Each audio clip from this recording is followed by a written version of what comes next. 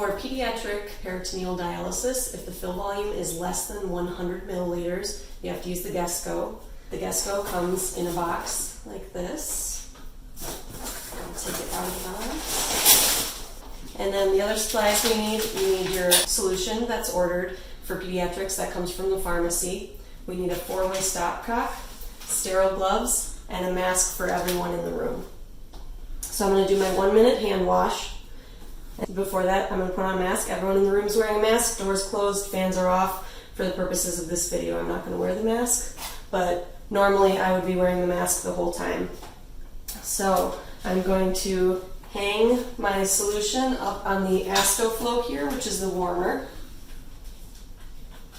just to kind of get it out of the way. I'm going to plug in the warmer and turn it to 38 degrees. So there's a power button to turn it on. And then this plus sign changes the temperature to double check, make sure that it's set at 38. It heats up very quickly. And then I'm going to open up my Gesco set, making sure that I'm keeping the inside of it sterile.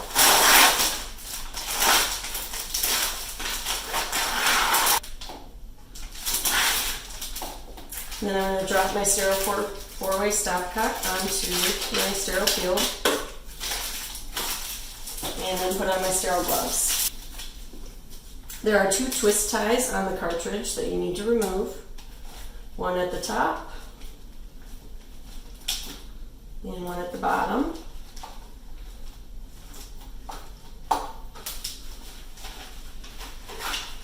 And then everything needs to be clamped. So all of the solution lines have clamps on them. The Buretrol has a clamp above and below.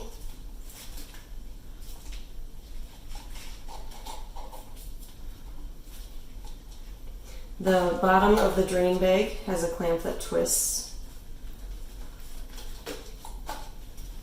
On the Gesco cartridge, there is a 3-way stopcock already on here. One line goes to the patient, one line goes to the drain, one line goes to the solution bags. So I'm going to find the patient line, and I'm going to attach the 4-way stopcock to the patient line.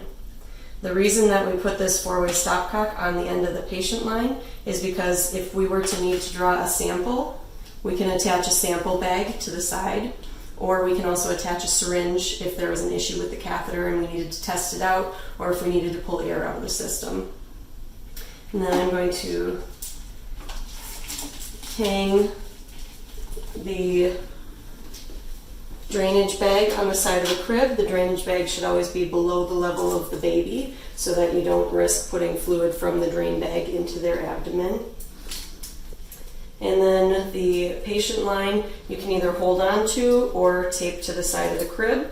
Just make sure that it's not touching the ground or touching anything else. Buretrol has 3 solution lines on it.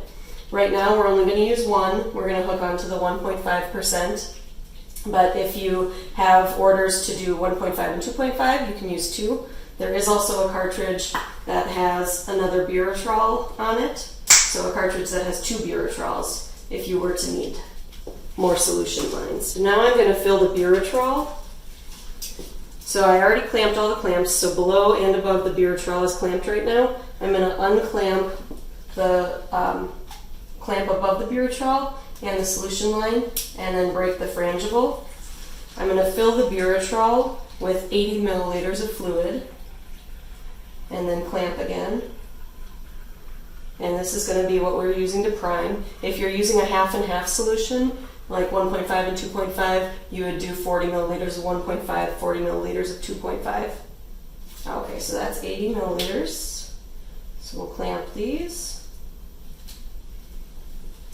And then we're going to be priming, so I'm going to make sure that both of the stopcocks are open so that it's going to prime to the patient line.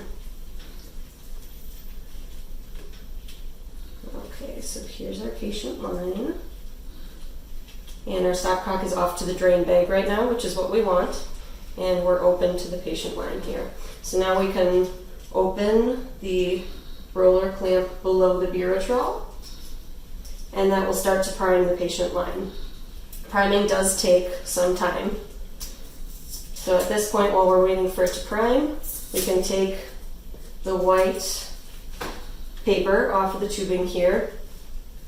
And now we're going to be using the AstoFlow. So I'm starting near that three-way stopcock that comes on the Gesco setup, but I'm not going all the way to it because I want some room to be able to move around and to be able to add some labels. And I'm just going to thread the tubing through. The tubing just goes right in between the AstoFlow here. And you just do that all the way up until you've used all of the AstoFlow.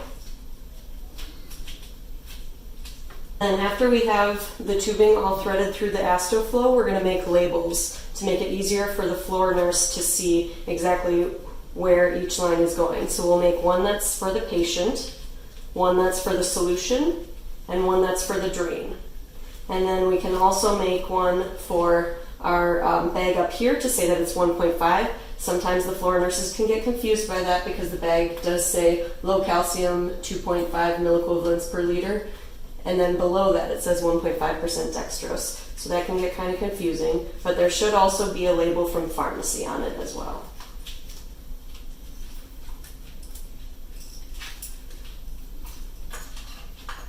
I'm just going to hang my beer trowel up there so that it's kind of out of the way. And it's still priming. I'm going to take my labels. 1.5% I'm going to label on my solution line. And then I have labels for the drain, the solution, and the patient. So this line is going to the solution. Just going to label it. And this line is going to the drain. And you just kind of follow the line to figure out where each one's going.